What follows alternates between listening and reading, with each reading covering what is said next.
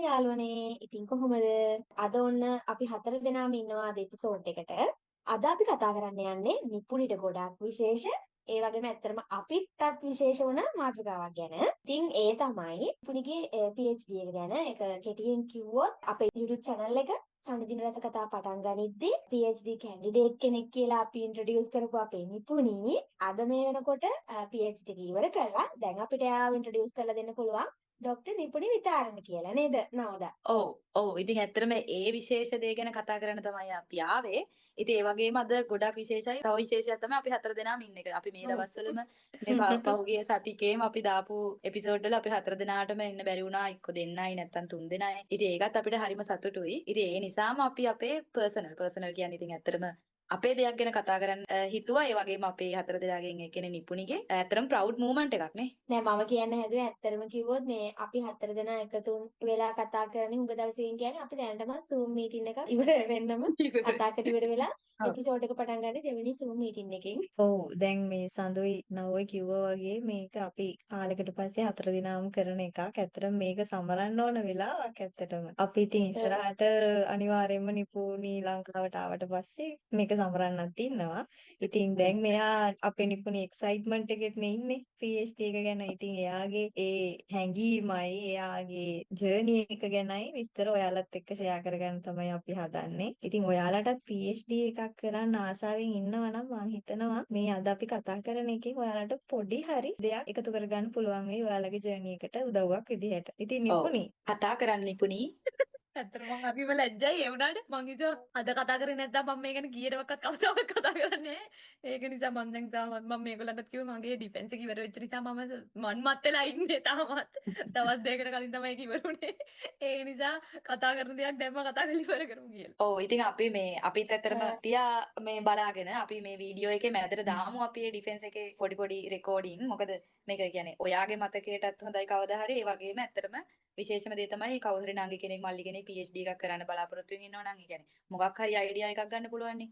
ඉතින් අපි එහෙම දාමු. අපිත් කැමතියි. ඉතින් අපි දැකලත් නැහැනේ ඇත්තටම. ඒ නිසා අපි තුන්දෙනාගෙනුත් අපි පුළුවන් විදිහට අපි මේකට පාටිසිපේට් වුණා. අපි ඉතින් ඔයාගේ ඒ PhD එකේ විස්තරේ මුල ඉඳන්ම කියමු නේද? ඔව් ඉතින් සනිදින රස කතාවල මම කීප පාරක්මත් කියලා තියෙනවා මේ අපි කොහොමද PhD වලට ඇප්ලයි කරන්නේ මම මොනවද කරලා තියෙන්නේ කියලා ගොඩක් කට්ටිය දන්නවා ඇති.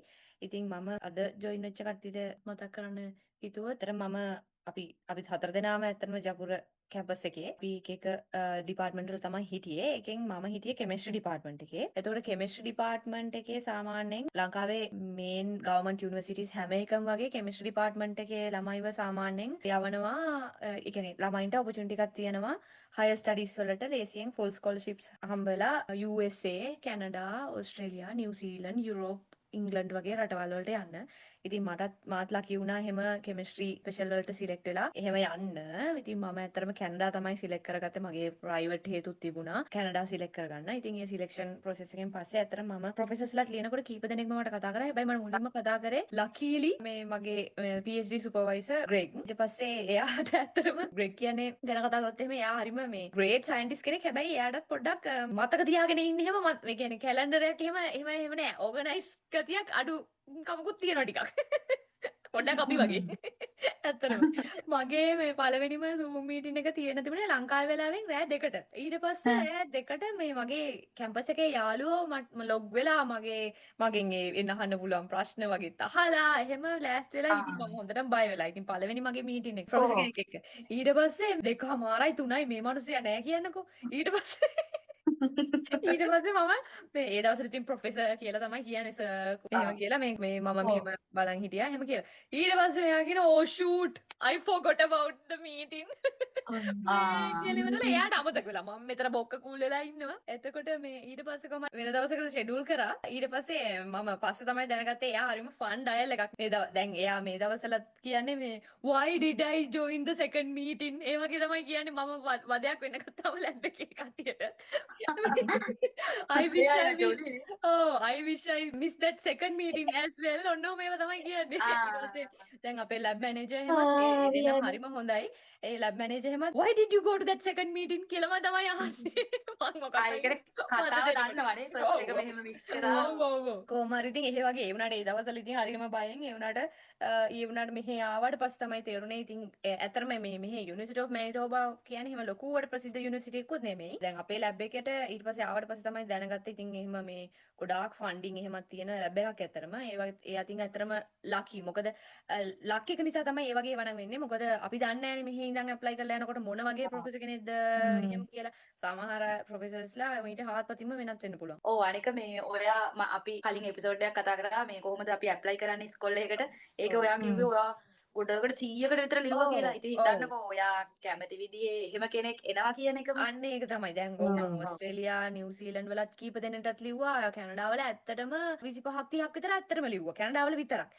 එතකොට එහෙම බැලුවාම පස්සේ මෙයාගෙන් පළවෙනි ඊට පස්සේ එයාගෙන් පස්සේ තව දෙන්නෙක්ගෙන් රිප්ලයි ආවත් එක්ක. මේ තව මේ දෙන්න ඔව්.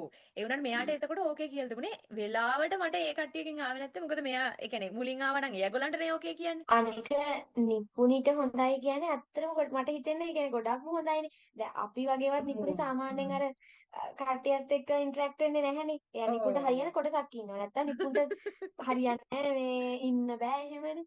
නිපුණිට ඉන්න පුළුවන් කියන්නේ ඇත්තටම එයා ගොඩාක් ඉතින් මේ හොඳ ඇති. ඔව් අනිත් එක ඉතින් ඔය US වගේ රටවල් වල කල්චර් එකට වඩා කැනඩාවේ කල්චර් එක ගොඩක් වෙනස්. කැනඩාව හරීම ෆ්‍රෙන්ඩ්ලි. සාමාන්‍යයෙන් නෝමලි හරීම ෆ්‍රෙන්ඩ්ලි මිනිස්සු. US වල එහෙම මේ හරියට වැඩ ගන්නවා. දැන් අපිත් මාර විදියට වැඩ ගන්නවා. එහෙමයි. ලංකාවෙන් ගියාන් පස්සේ ලංකාවේ ළමයි සාමාන්‍යයෙන් අසාමාන්‍ය විදියට වැඩ කරනවා කියලා මම අර එදත් කිව්වේ. එතකොට අර මරව වැඩ ගන්න දෙයක් නැහැ. මැරිලා වැඩ කරන ටීම් එක තමයි තියෙන්නේ. ඒ ලංකාවෙන් යන හැම ළමයින්ම එහෙම තමයි මම දන්නවා. එතකොට මේ ඒ වුණාට ඒත් මරව වැඩ ගන්න ජාතියේ සුපර්වයිසර්ස්ලාත් ඉන්නවා.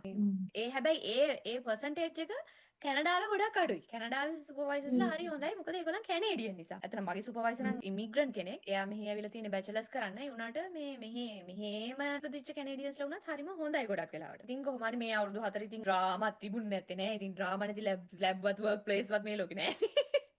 ඒ වගේ ඉතින් මේ ඒ වුණාට ෆන් එකේ තමයි හිටියේ තනිකරම. එහෙම ගිහිලා ඊට පස්සේ අවුරුදු 4ක් තමයි PhD එකේ මිනිමම් number of years තියෙන්නේ මෙහෙ. එතකොට ඇත්තට මම කැනඩා ආවේ 2022 අගෝස්තු 10. මම ඩිපෙන්ඩ් කරේ 2026 අගෝස්තු 19. එහෙම තමයි දවස් ගානක් අවුරුදු 4නේ මාරයි හැබැයි. 4 ඒ කියන්නේ අර මිනිමම් ඉයර්ස් වලින්ම අවුට් වෙලා. ඉවර කරගෙන. එහෙම කරගන්න පුළුවන් වුණා ඉතින්. ඒක ඉතින් රිසර්ච් එක වැඩ කරන්නත් ඕනි. රිසර්ච් නේ. සමහර රිසර්ච් තියෙනවා වැඩ කරන්නේ නැහැ. එතකොට ඉතින් ආපහු මෙහෙම බලන්න බෑ. මට ඉතින් රිසර්ච් ඇනලිටිකල් කෙමිස්ට්‍රි හින්දා කොහොමත් රිසල්ට් එකක් තියෙනවනේ. එහෙම තමයි. කොහොමත් රිසල්ට් එකක් කියන්නේ දැන් මේ ඒ කියන්නේ ඕනි රිසල්ට් එක නෙවෙයි මොකක් හරි රිසල්ට් එකක් එනවා ඒ අනුව මේ රිසර්ච් එක ඊපස්සේ කරන්නේ. ප්‍රොෆිට් කරන්න පුළුවන් නේ. දැන් ඔය සින්තටික් රිසල්ට් එහෙම මේ කෙමිස්ට්‍රි එහෙම බෑනේ. ඒගොල්ලන් අපෙත් ප්‍රොසීජර් එහෙමයි. හයිපොතීසිස් එක ඔප්පු කරන්නනේ හදන්නේ. අන්න ඒක ඔප්පු වෙන්නේ නැති වුණාම කෙල වෙනවා. ඔව් ඒක තමයි. ඒ කියන්නේ අපි කියන ඩයබටික් පේෂන්ට්ලට මෙහෙම හොඳ නෑ. ඊට පස්සේ ඒක මේවා කරන්න ඕනේ. එහෙම වුණාම මාර වාතයි. ඔව් ඒක තමයි. ඇනලිටිකල් කෙමිස්ට්‍රි බැලුවාම පස්සේ සාමාන්‍යයෙන් ඇනලිටිකල් තියෙන ඕනම රිසර්ච් එකක් බයෝ ඇනලිටිකල් වෙන්නත් පුළුවන්. ඒවා ඇත්තටම ලේසි සින්තටික් හරි ඔය වගේ ඔය නවෝද කියපු જાතිය රිසර්ච් වලට වඩා මොකද මේ නෙගටිව් හරි පොසිටිව් හරි රිසල්ට්ස් තියෙනවනේ අන්තිමට. ඒක නිසා මම කොහොමත් එන්වයරන්මන්ටල් කෙමිස්ට්‍රි කරේ. එන්වයරන්මන්ටල් කෙමිස්ට්‍රි කියලා කියන්නේ ඉතින් මම බැලුවේ ඕගනික් පොලියුටන්ට්ස් ක්ලාස් එකක්. මෙහි එන්වයරන්මන්ට් එකේ තියනවාද කියලා. එන්වයරන්මන්ට් එකේ ඉතින් මිනිස්සු කොහොමත් මේ පොලියුට් කරලා තියෙන හින්දා පොසිටිව් රිසල්ට් තුතාවයි හින්දා. මේ මුලින්ම පටන් ගමු මේ රිසර්ච් එක ගැනම කතා කරමුනේ. يعني මොකද කරේ? ඔව් මං කිව්වා වගේ ටොපික් එක කියලා කියන්නේ ඇත්තටම මං කිව්වා වගේ ඕගනික් පොලියුටන්ට් ක්ලාස් එකක් තමයි මම බැලුවේ. ඒ ඕගනික් පොලියුටන්ට් ක්ලාස් එක මෙහි තියෙන ඩිෆරන්ට් ජියෝග්‍රැෆිකල් ඒරියාස් වල බැලුවා. ඒ කියන්නේ අපේ ලැබ් එකේ සාමාන්‍යයෙන් ඉස්සර ඉඳලම බලපු පොලියුටන්ට්ස් ක්ලාස් එකක් තියෙනවා polycyclic aromatic compounds කියලා. ඒ polycyclic aromatic compounds වල different sub classes තියෙනවා. ඒ sub classes වලින් pure ඒ කියන්නේ ඉස්සර ඉඳලම රිසර්ච් කරපු sub class දෙක අපේ lab එකේ සාමාන්‍යයෙන් ඔය client sample වලටත් කරනවා. ඒ කියන්නේ environment Canada වගේ කියන්නේ environment Canada කියලා කියන්නේ මෙහි අර මේ Ministry of Environment වගේ එක. එතකොට ඒ වගේ client ලකින් එන sample වලත් ඒ PHS APHS තියනවද කියලා බලනවා. ඒක නිසා මේ මෙහි අපේ lab එකට ගොඩාක් funding තියෙනවා. funding කියන්නේ අපේ lab එක ඇත්තටම business එකකුත් තියෙන lab එකක්. එතකොට සල්ලි ගොඩක් තියෙනවා. අරගෙන ඒ කියන්නේ graduate students ලා කියලා වෙනම කට්ටියක් ඉන්නවා. ඒ කියන්නේ අපි PhD masters කරන කට්ටිය වෙනම research පැත්තට ඉන්නවා. ඒ වගේම සමායකට වගේ ගොඩාක් undergraduate students ලා අරගෙන ඒගොල්ලන්ට කියලා තමයි sample process කරලා client samples කරන්නේ. සාමාන්‍යයෙන් අවුරුද්දකට sample 1000ක් විතර process කරනවා lab එකේ. එතකොට ඉතින් ලොකු ගාණක් හම්බ වෙනවා එහෙන් බැලුවාම පස්සේ. ඒක නිසා ඉතින් අර ඉන්ස්ට්‍රුමන්ට් එහෙමත් හොඳටම තියෙනවා.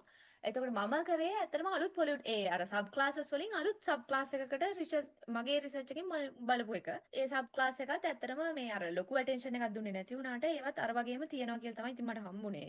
මම කරපු රිසර්ච් එකේ මේ ප්‍රූව් වුණේ. ග්‍රෙග්ගේ බිස්නස් එකට ඒ කම්පවුන්ඩ්ස් ටිකත් ඇඩ් කරන්න පුළුවන්. එතකොට ඒ කම්පවුන්ඩ්ස් ටිකත් ඇඩ් කරාම පස්සේ යාට තව charge කරන්න පුළුවන් client ලාගෙන්. එතකොට මට ඉතින් අර මට සතුටුයි අර මගෙන් මොකක් හරි contribution එකකින් මේගොල්ලන්ට දිගටම මෙව්වා වෙන්න පුළුවන්. එහෙම එකකුත් තියෙනවා. දිගටම survive වෙන්න හේතුවකුත් තියෙනවා. ඔව් මම use කරපු techniques කිව්වොත් එහෙම මේ lab එකේ mainම තියෙන parts දෙක තමයි extraction and purification. ඒ කියන්නේ අපි හොයන compounds මොකක් හරි sample environmental sample matrix එකකින් අරගන්නවා purify කරන්න ඕනේ. ඊට පස්සේ ඒක මොකක් හරි detection technique එකකින් බලන්න ඕනේ. මේ lab එකේ mainly යන්නේ chromatography mass spectrometry තමයි technique එක. PLC MS තියෙනවා. ඒ කියන්නේ HPLC MS එකක් තියෙනවා. ඒ වගේම GC කියලා කියන gas chromatography tandem mass spectrometry දෙකක් තියෙනවා. ඊට පස්සේ high resolution mass spectrometry එකක් තියෙනවා.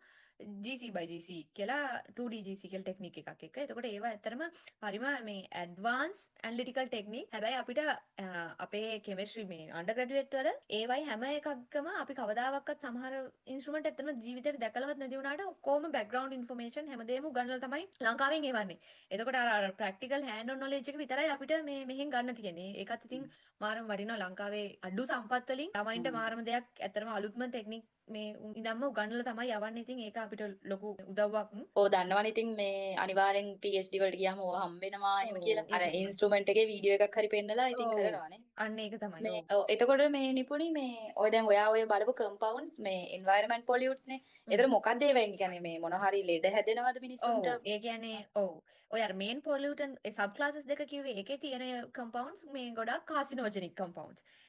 කාසිනෝජෙනිසිටි ඊට පස්සේ ඔය රීප්‍රොඩක්ෂන් ටොක්සිසිටි කියලා. ඒ කියන්නේ ඒක ගොඩක් මිනිස්සුන්ටත් කාසිනෝජෙනික් වෙන පැත්තකුත් තියෙනවා. අපි ඒ උනාට බලන්නේ අර සතුන්ට වගේ ඒ කියන්නේ එන්වයරන්මන්ට් එකට ඉම්පැක්ට් වෙන එක තමයි අපි බලන්නේ. ඒ උනාට මිනිස්සුන්ට ඉම්පැක්ට් එහෙකුත් තියෙනවා. එතකොට ඒකත් ඉතින් අපි මේ මිනිස්සුන්ට එක්ස්පෝස් වෙනවා. දැන් ඔය මං බලපු ෆිෂ් සෑම්පල්ස් එහෙම මිනිස්සුත් කන ඒවා. එතකොට ඒවා මේ මිනිස්සුන්ටත් ඉම්පැක්ට් වෙන්න පුළුවන්. දැන් ඒ වුණාට මගේ සබ් ක්ලාසස් වල එහෙම ලොකුවට ටොක්සිකොලොජි ස්ටඩීස් කරලත් නැහැ. මොකද මේ එන්වයරන්මන්ට් එකේ නැත්තම් ටොක්සිකොලොජි ස්ටඩීස් කරන එකේ තේරුමක් නැහැ. ඒක නිසා අර මුලින්ම බලන්න ඕනේ තියනවද කියලා. ඊට පස්සේ තමයි සාමාන්‍යයෙන් ටොක්සිකොලොජි පැත්තට යන්නේ. දැන් ඔයා මේ තියනවද කියලා බැලුවනේ නේ. ඒකේ සාමාන්‍යයෙන් සැලකිය යුතු percentage එකකින් තියනවා කියලා අර අනිත් සබ් ක්ලාස් වගේ සැලකිය යුතු percentage එකකින් තියනවනේ. ඔව් ඒක තමයි. ඒ කියන්නේ ඔය මේන්ම සබ් ක්ලාස් එකට වඩා වැඩිපුර ඇත්තටම මේක තියෙනවා. මොකද මේකේ ඩයිවර්සිටි එක වැඩි, කෙමිකල් ඩයිවර්සිටි එක වැඩි. ඒක නිසා තමයි ඉස්සර ඉඳලම මේ බලලත් නැත්තේ.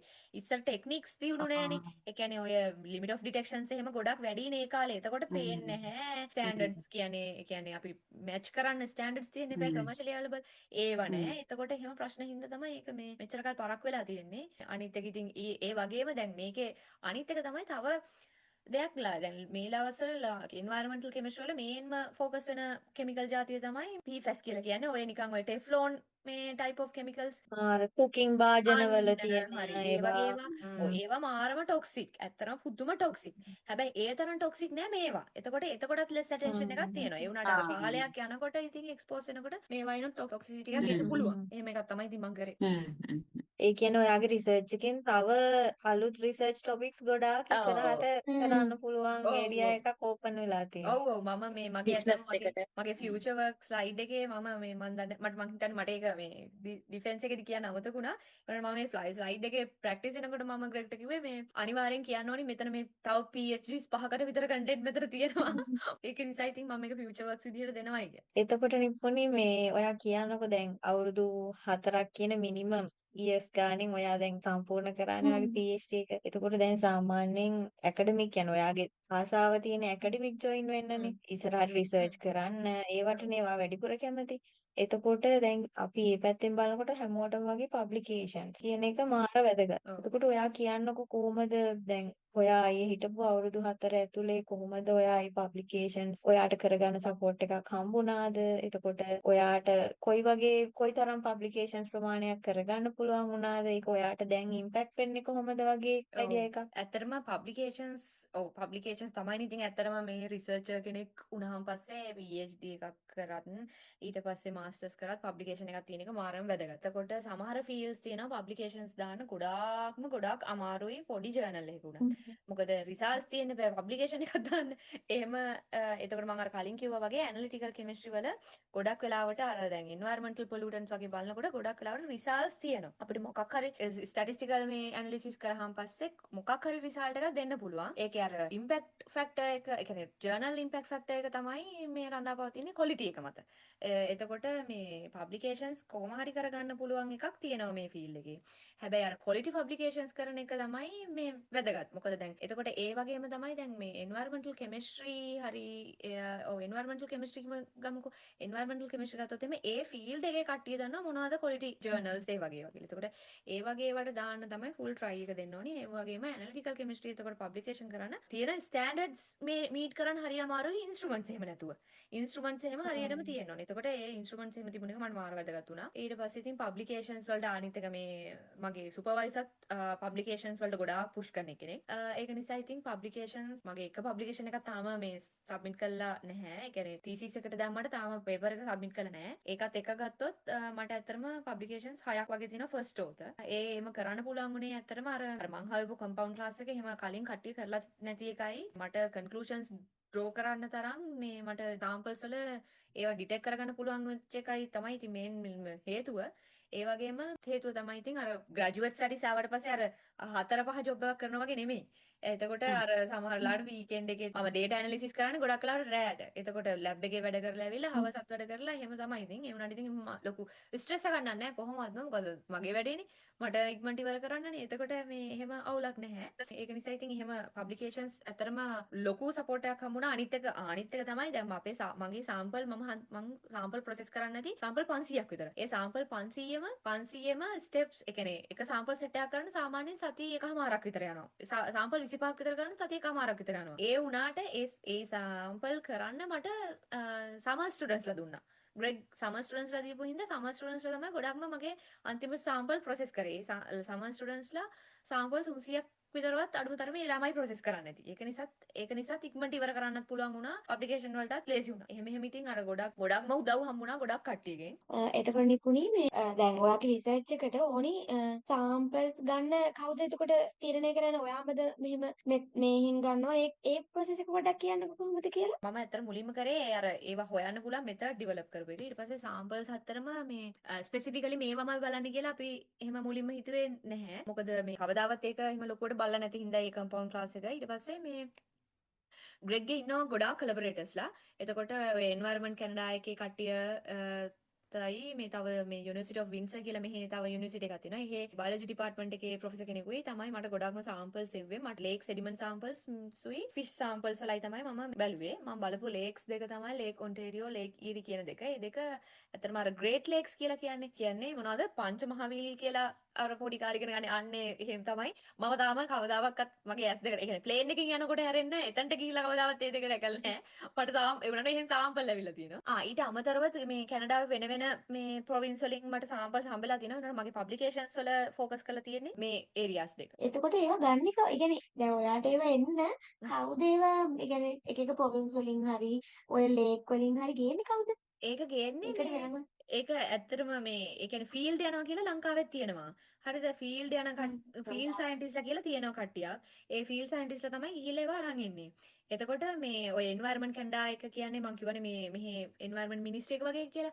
ඒකේ සයන්ටිස්ට්ලාගෙන් හම්බෙච්ච සාම්පල්ස් ගොඩක් තියෙනවා. ඒගොල්ලන් අර ඉස්සර ඉඳලම මොනිටරින් ප්‍රෝග්‍රෑම්ස් වල තිබුණ සාම්පල්. ඊට අමතරව ඔය මේ අර ඒගොල්ලන්ටත් ග්‍රාන්ට් හම්බෙනවා. ෆීල්ඩ් යන්නම ග්‍රාන්ට් හම්බෙනවා. ඊට පස්සේ ඒගොල්ලන් ගිහිල්ලා දවස් ගාණක් කැම්පින් ඉඳලා එහෙම සාම්පල් අරගෙන එන්නේ. ඇත්තටම මේ මම සාමාන්‍යයෙන් පොඩ්ඩක්වත් මාස නැහැ ෆීල්ඩ් යන්න. මම හරිම මේ අර නිකන් කම්ෆර්ටබල් විදිහට ජීවත් වෙන්න කැමති. ඔව්. ඔව්.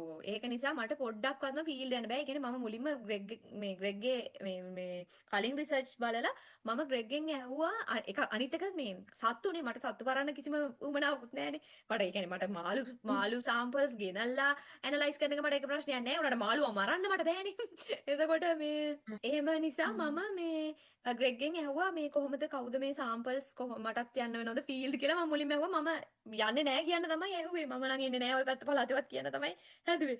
ඊට පස්සේ ඊට පස්සේ ග්‍රෙග් මට කිව්වා නෑ අපිට මේ කොලැබොරේටර්ස්ලා ඉන්නවා. ඒගොල්ලන් තමයි සාම්පල් එවන්නේ.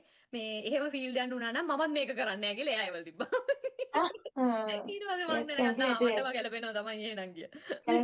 හරි පු. එහෙනම් අපි දැන් කතා කරා ඔයාගේ රිසර්ච් එක ගැන, එතකොට පබ්ලිකේෂන්ස් ගැන, එතකොට ඔයාගේ රිසර්ච් එකේ ඔය සාම්පල්ස් එකතු කරපු හැටි, එතකොට ඔයාට ඉන්ස්ට්‍රුමන්ටේෂන් ගැන ගොඩාක් දේවල් අපි දැන් කතා කරා. ඉතින් මේ කියනකො බලන්න දැන් කොහොමද ඔයා රිසර්ච් එකත් එක්ක ඔයාගේ ලයිෆ් එකයි දෙකම බැලන්ස් කරේ කොහොමද කියලා. දැන් ඔයා හිටියේ කැනඩාවල. එතකොට ඔයා හිටියේ හස්බන්ඩ් එක්ක, ඔයාගේ යාළුවොත් පස්සේ ජොයින් වුණා ඔහෙට. ඉතින් ඒ මූව්මන්ට් එකයි ලංකාවේ ඔයාලගේ අම්මලා තාත්තලා නෑයෝ එක්ක ඒ රිලේෂන්ෂිප් එකයි ඒ දෙක අතර ඔයා කොහොමද ඒ දෙක බැලන්ස් කරගත්තේ ඔහේ ඉඳගෙන? ඕ මේ ඇත්තටම මේ රිලේෂන්ෂිප් බැලන්ස් කරා නම් එකම හේතුව ඇත්තටම මේ සංක තමයි හස්බන්ඩ්. ඒ කියන්නේ මොකද සංක කියලා කියන්නේ සංක ගැන කතා කරන ගත්තද මම මෙතනත් අඬන සීන් එකේ තමයි ඉන්නේ. ඒ කියන්නේ මේ එහෙම මිනිස්සු ඉන්නවා කියලාවත් මම දැනගෙන හිටියේ නෑ එයාව බඳින්න කලින්. ඇත්තටම කියනවනේ. ඉතින් ඒක නිසා සංකගෙන් ඇත්තටම මාරම සපෝට් එකක් හම්බුණා. මේ ඒ වගේම ඉතින් මේ මට මෙහි මගේ හොඳම යාළුවෝ දෙන්නත් ආවා ඊට පස්සේ ඇත්තටම අපි සමහර කට්ටිය හිතන්නේ දැන් මේ මගේ හොඳම යාළුවත් මෙහි යුනිවර්සිටි එකටම ආවට පස්සේ කට්ටිය හිතන්නේ මම එයාට හදලා දුන්නා කියලා. එහෙම නෙමෙයි. එයා තනියම ඇප්ලයි කළා. එයා වෙනම ඩිපාර්ට්මන්ට් එකකට ආවේ. එයා ෆුඩ් කෙමිස්ට්‍රි කරන්න ආවේ. ඒත් එයාවත් මේ මම ගත්ත කියලා තමයි කට්ටිය හිතාගෙන ඉන්නේ. ඒක වෙනම විලුවක්. මෙහි අනිත් එක ග්‍රෙග් ගුණත් හැමතිස්සෙම අර ෆැමිලි එකට ඉම්පෝටන්ස් එක එයාගෙත් තියෙනවා. එතකොට එයාගේ ළමයි මේ දැන් මම පහුගිය අවුරුද්දේ මේ අර ලංකාවේ සංකගේ ගෙදර කට්ටියගේ පොඩි හෙල්ත් ඉෂුස් වගේක් ඇවිල්ලා මේ හොඳටම මේ අවුල් වෙලා හිටියේ. ඒත් ඒ කාලේ මේ අවුල් වෙලා හිටියේ අනිත් එක අපිට ඒ දවස්වල වීසා මේ එක්ස්පයර් වෙලා මෙහින් යන්න විදිහක් නැතුව හිටියේ. එතකොට අපි ගොඩාක් ටෙන්ෂන් එකේ හිටියේ. ඒම කාලෙත් මම මාසයක් විතර වැඩට යන්නේ නැතුව මේ ඔය ගෙදරට වෙලා හිටියා. ඒ කියන්නේ ඒ වගේ අන්ඩර්ස්ටෑන්ඩින් එකක් තිබුණා ඇත්තටම. මොකද ඒ දවස්වල කොහොමද අපි දෙන්නම මුළු රෑම හැරලා ඉන්නේ. මොකද ලංකාවට මේ දවල් වෙලානේ. එතකොට එහෙම ඊට පස්සේ ඉතින් ඒ කාලේ ඊට පස්සේ අපි මේ මොකද්ද සංකලය පවුලේ කට්ටියට මේ ඒගොල්ලන්ගේ නෑදෑයොත් උදව් කරා ගොඩක්. ඒ වගේම අපේ අම්මයි තාත්තයි පුංචි නංගිලයි ඒගොල්ලන් උදව් කරපු ධර්ම මට හිතා ගන්නවත් බෑ. මට ඒ කියන්නේ මේ මාරයි. ඒගොල්ලන් විතරක් නෙමෙයි ඊට පස්සේ ඕගොල්ලන් ඊට පස්සේ නවෝදාගේ හස්බන්ඩ් අතරම දිලිෂා නම් ඒ දවස්වල හිටියේ නෑනේ. ඊට පස්සේ ඒගොල්ලන් කොච්චර උදව් කරාද කියලා මට ඇත්තටම මේ මාරම හයියක් වුණා. ඒ කට්ටිය ඒ වගේ මගේ නෑදෑයෝ අපේ පුංචි ඇත්තටම හැමදාම ඒ දවස්වල මේ සංකගේ අම්මා තාත්තා තමයි හොස්පිටල් එකේ හිටියේ. අම්මා තමයි ළඟ හිටියේ.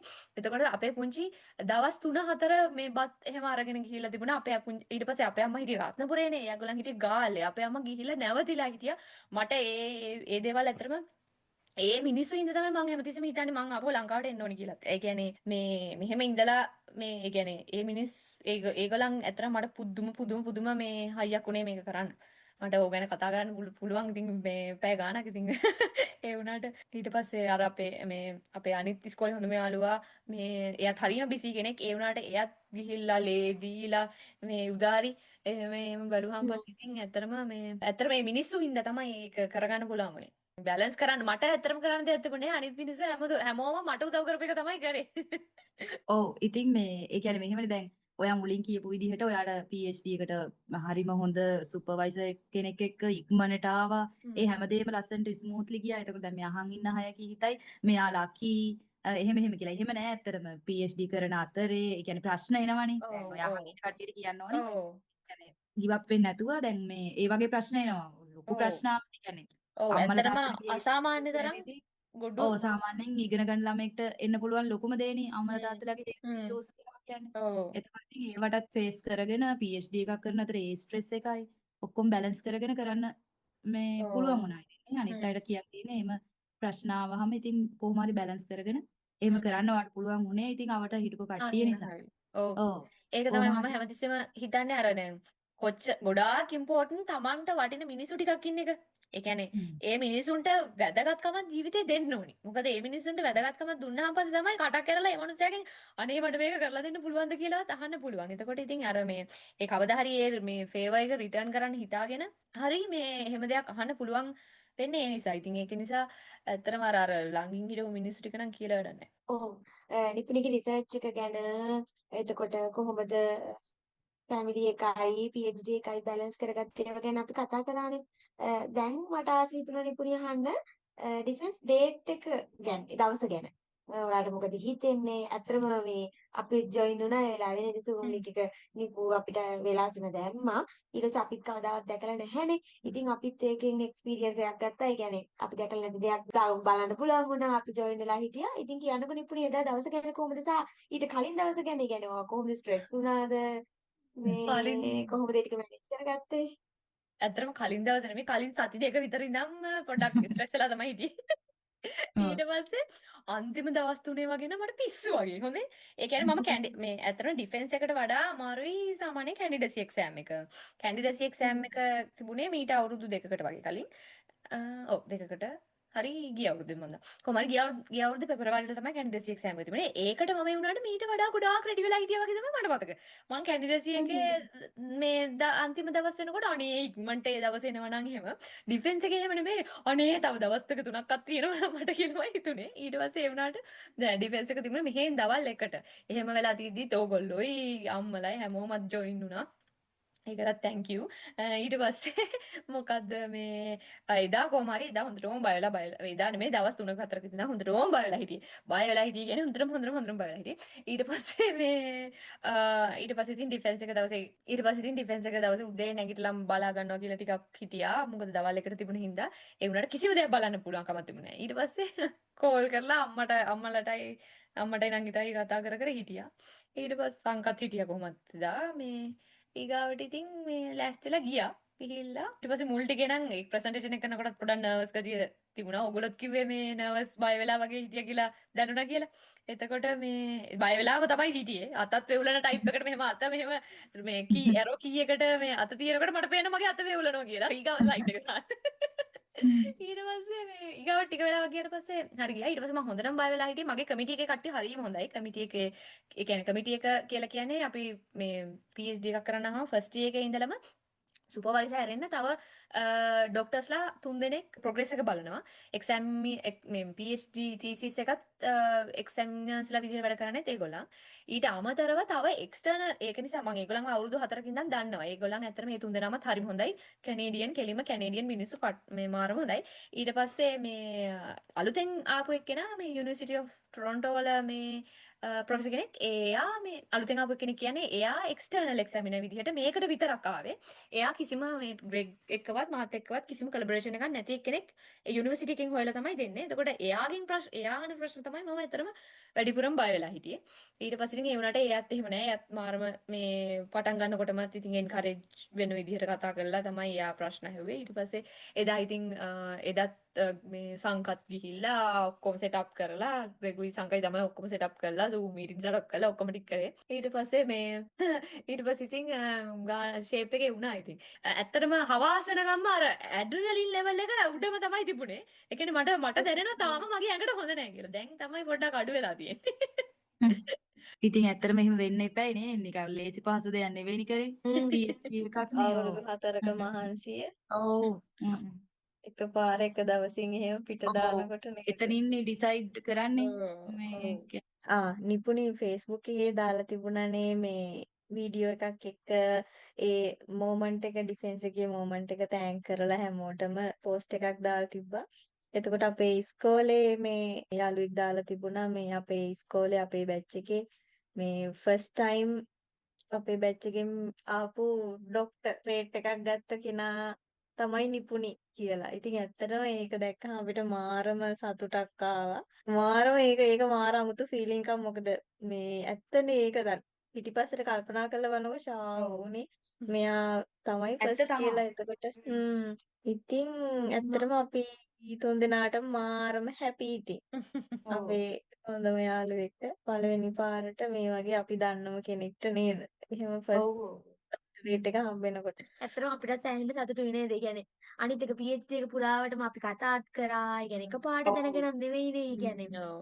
මෙයා එච්චර වැඩ තියේදී ඇත්තටම මට ඊයේ හිතුණා ඕ මෙයා එක්ක ඒකත් මේ මතක් කරන්න ඩිෆෙන්ස් ඕන එකට නේද ඔව් දැන් ඒක හ්ම් මතක් කරන්න ඕනේ මෙච්චර ජීවිතේ. මේ වැඩක් තියෙද්දිත් ඒක අස්සෙත් ඇයි අපේ මෙයා YouTube මේ channel එකට විශාල මෙහෙවරක් ඔව් ඉතින් ඇත්තටම සනිදින මේ රස කතා කියන්නේ මෙයාගේ අයිඩියා නිපුණිගේ අයිඩියා එකක්. ඕ ඔව් ගොඩක් මෙයාගේ මහන්සි වෙච්ච අයිඩියා එකක් කෙනෙක්. නේ අනික එයා දැන් හ්ම් අපි මේ අවුරුද්දේ පටන් ගත්තේ එයාගේ PhD එකේ අන්තිම අවුරුද්දේ. අර මෙහි තියෙන මට තියෙන ලොකුම ප්‍රශ්නේ තමයි මගේ අර මේ මං හරි කැමතිනේ නෑද යෝ යාළුවෝ එක්ක එහෙම ඉන්න. එතකොට මට දැන් එහෙම නැති වුණාම පස්සේ හරි අවුල්. මට වෙඩින් ඩේ වලට යන්න වෙන්නේ නැහැ. මොකද්ද කට්ටිය අපි ඉස්සර අපි ලංකාවේ හිටියා නම් අනිවාර්යෙන් අවුරුද්දට සැරයක්වත් දෙපාරක්වත් මේව වෙනවා. මට මේ තුන් දෙනාගෙන් වෙඩින් වලට යන්න ඕනේ. මං කොච්චර දුක් වෙනවද කියලා ඔයගලන්ට හිතා ගන්නවත් බෑ. ඒ වගේ දේවල් වලට. එතකොට ඒක නිසා ඒ වගේ ගොඩාක් දේවල් මිස් කරගෙන නේ උනේ. එතකොට මට දැන් අපි ඒ වුණාට අපි තුන් දෙනා අපි තුන් දෙනා නෙමෙයි අපි හතර දෙනා අපි හතර දෙනා අපි හතර දෙනා නිතරම කතා කරනවානේ. ඉතින් කතා කරන නිසා තමයි මට ඇත්තටම මම ගෙදරට ලං වෙලා ඉන්න තමයි. ඒ කියන්නේ ලංකාවට ලං වෙලා ඉන්න ඕනිකමට තමයි මම ඇත්තටම මෙහෙම එකක් කරමුද කියලා අපි ඇහුවෙත්. මම උඹලගෙන් ඇහුවෙත්. ඊට පස්සේ ඉතින් ඕගොල්ලොත් පට්ට බිසිනේ. එහෙම වෙලා තියෙද්දිත් මේ හරියට මේ මම විතරයි බිසි වගේ ඉතින් කතා කරමු. ටිකකුත් තිබුණේ දැන්. එහෙම නෙමෙයි. ඕගොල්ලොත් මාරු විදියට බිසි. එතකොට එහෙම වෙලා තියෙද්දිත් අපිට මේකත් කරගන්න පුළුවන් වෙච්ච එක ඉතින් ඇත්තටම මම කැමතියි. ගොඩක් ඇත්තටම මගේ සතුට වෙනුවෙන් තමයි ඇත්තටම මම ඒක කරේ. ඕගොල්ලන් හින්දා ඉතින් මම හැමදාම සතුට වෙවි ඉන්නවා. කවුරුත් බලනවට නෙමෙයි අපි මේක කරේ. බලන්න ඕනි ඔව්. හින්දා නෙමෙයි. ඇත්තටම අර අපිට කතා කරගන්න ඕනි හින්දා මේක නිකන් අර මෙමරි කොහොමත් එකක් මේ විදියට. ඇත්තටම කොහොමත් මේ ප්‍රශ්න ටික තිබ්බා. සමහර ඒවා නම් අපි හ්ම්. දන්නවා. ඔව්. සමහර ඒවා කොහොමත් අපිට අර මේක ෆ්ලෝ එකක් තියෙන්න ඕනේ හින්දා අපි පොඩ්ඩක් ඕගනයිස් කරගෙන ප්‍රශ්න ටික ඇහුවා. හ්ම්. අපි මේක හ්ම්. රෙකෝඩින් එකක් දැම්මේ නැත්නම් අපි ඊට වඩා පොඩ්ඩක් ওই ප්‍රශ්න ටික මහයි තව ටිකක් මේ කෑක ගහවා වැඩි. ඔව් ඔව්. නැත්නම් ඇත්තටම අපිට ඩිස්කෂන් එකක් තියන්න ඕනි වුණානේ මේ හ්ම්. හ්ම්. PhD ගැන ඒ විස්තර ගැන. ඒක ඉතින් හ්ම්. අපි රෙකෝඩ් කරලා දාන එක තමයි. ඔව් දැන් නවෝදා කිව්වා වගේ ඇත්තටම දැන් අපි මේක අර මේ අපි කොහොමත් WhatsApp එකේ මේ විදිහටම මේ voice message දාලා මේ ප්‍රශ්නම මේ විදිහට අහලා නිපුණියගෙන් උත්තර ගන්න එක අපි මේක පොඩක් අර Zoom එකට කන්වර්ට් කරපු එක තමයි අද කළේ. ඉතින් දැන් අපි ඇත්තට මේ මූමන්ට් එක හරිම නිපුණි අපිත් එක්ක එක ෂෙයා කරගත්තා. මේ ඉතින් එහෙනම් නිපුණි ඉක්මනට ලංකාවට ආව වෙලාවක අපි හතර දෙනාම මේක සෙලිබ්‍රේට් කරන්න බලාගෙන ඉන්නේ. එහෙනම් නවදා කලින් මතක් කරා වගේම මේක මේ ඊළඟට PhD කරන ආසාවෙන් ඉන්න, ඒ ගැන දන්නේ නැති, දන්න අයට මොටිවේෂන් එකක් වෙයි කියලා මම හිතනවා. එහෙනම් ඊළඟ සතියෙත් දැන් මං හිතනවා අපිට තත්ති කීපයක් යනකම් හරි ටික කාලයක් යනකම් හතර දිනාටම එපිසෝඩ්ස් ටිකක් එක්ක කරන්න පුළුවන් වෙයි කියලා ආයි කවුරු හරි බිසි වෙනකම් ඔව්. මේ එහෙනම් ඊළඟ සතියෙත් අපි හතර දිනාම එක්ක අලුත් එපිසෝඩ් එකක් අරන් එනකම් ගිහින් එන්නම්. බයි. බයි. බයි.